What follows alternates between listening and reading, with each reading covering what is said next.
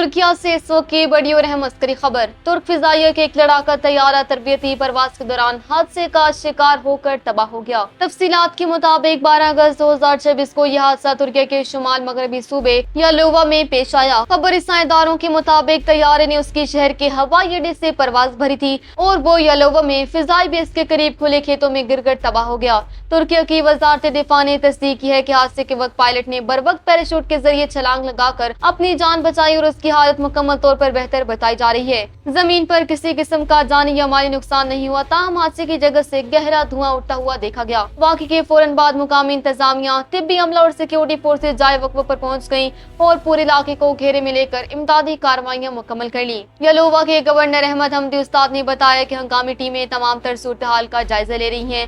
دوسری جانب ترکیہ کی وزارت دفاع نے حادثے کی اصل وجہ جاننے کے لیے اعلیٰ سطحی فنی تحقیقات کا آغاز کر دیا ہے تاکہ یہ معلوم کیا جا سکے کہ حادثہ تکنیکی خرابی کے باعث پیش آیا یا اس کے پیچھے دیگر وجوہات شامل تھیں۔